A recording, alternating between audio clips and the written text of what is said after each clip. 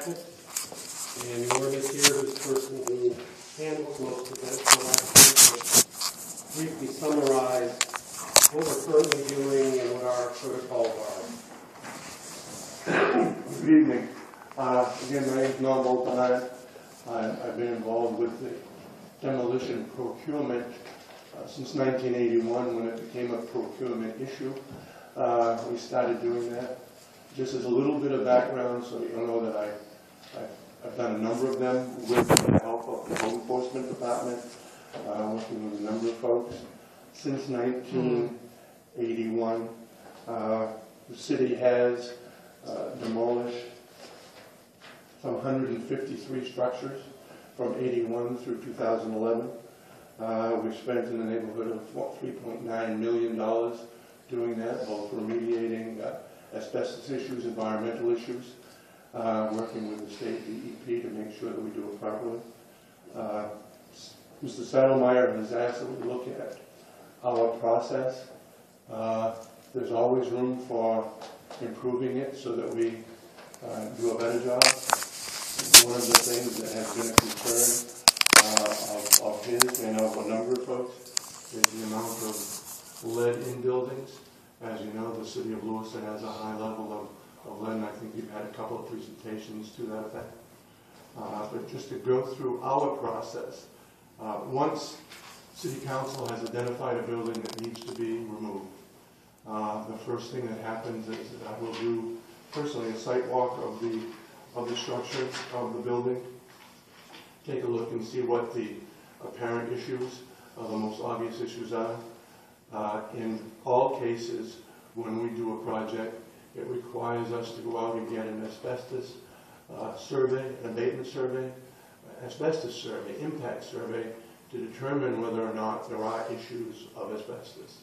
That is the one particular substance that is regulated by state regulations, and we are required to have that asbestos survey done.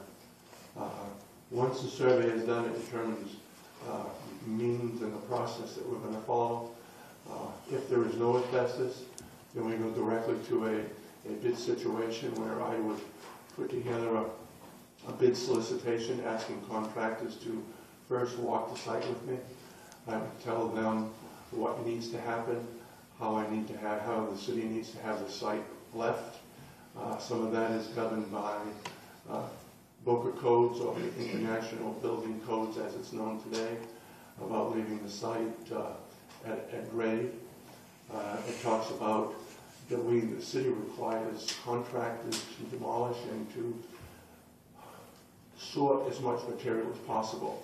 And that's very, very important because we are able to, through our agreement with Casella, take advantage of a 3,000 ton per year credit at Casella.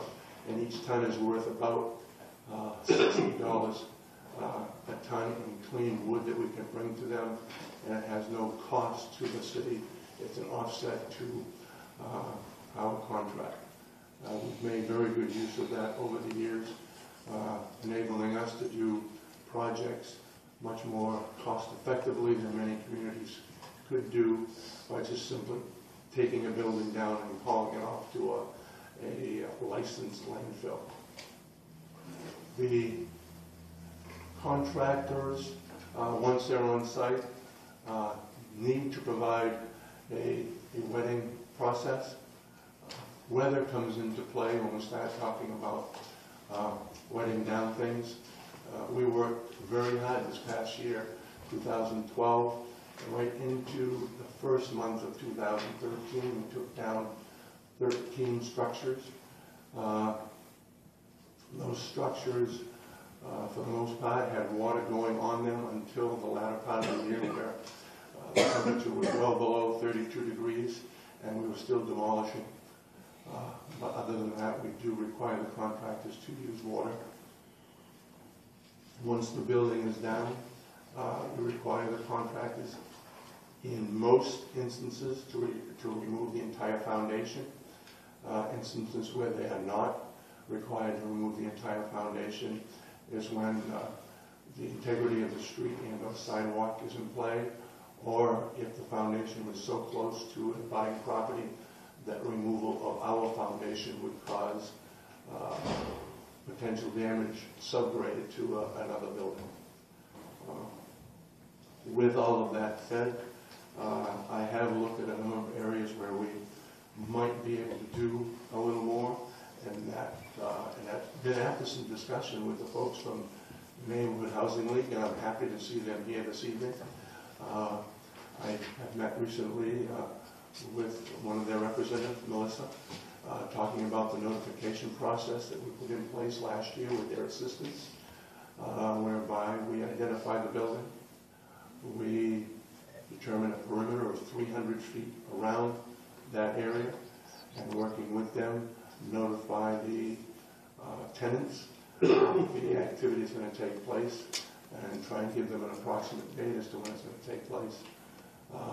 And Melissa and her group works diligently to notify them and educate them on best practices and what to do while something is being demolished.